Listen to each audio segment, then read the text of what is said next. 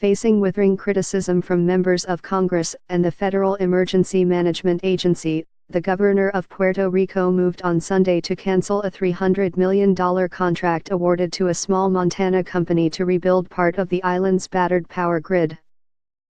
While government officials in Washington and San Juan have argued over how a company from Whitefish, Mont, with connections to the Secretary of the Interior but only 2 full-time employees secured an emergency contract that requires the work of thousands of people, the majority of Puerto Rico is still without electricity, nearly 6 weeks after Hurricane Maria knocked down thousands of poles and lines.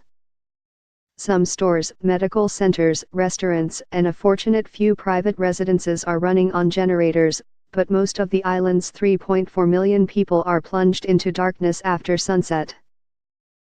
The Puerto Rico Electric Power Authority, known as PTEPA, is generating just 30% of its normal output, the Puerto Rican government said. The power grid is in such bad shape that the Power Authority does not know exactly how many of its customers are without power. The authority has estimated that repairs will cost at least $1 billion. Gov. Ricardo A. Rossello announced on Sunday that he had asked the Power Authority's board, which he appoints, to cancel the contract with Whitefish Energy Holdings, 2 days after FEMA issued a strongly worded statement criticizing the deal. FEMA said it had significant concerns and warned that it might refuse to cover the costs of the contract if it was found to be improper.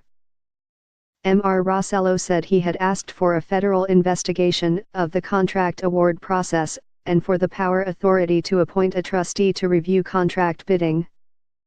He stressed that no wrongdoing had been discovered, but he said that the contract had become a distraction and that attention had to be refocused on restoring service. I am making this determination because it is in the best interest of the people of Puerto Rico, Mr. Rossello said at a news conference.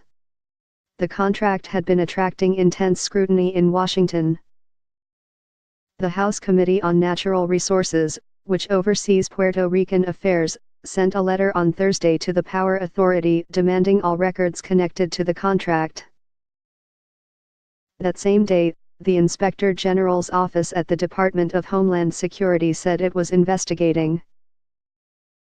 Mr. Rossello also ordered an audit of the contract, and the board that Congress created to oversee Puerto Rico's financial affairs asked a federal court to appoint a new manager to supervise the utility.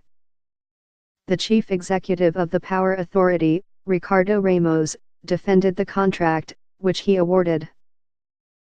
But he said on Sunday that he understood the governor's decision to cancel it because negative publicity and politics on the mainland had made the situation untenable. Mr. Ramos said Whitefish had recently requested security protection because people had started throwing rocks and bottles at the company's crews on the island, in the belief that the contract had been awarded corruptly.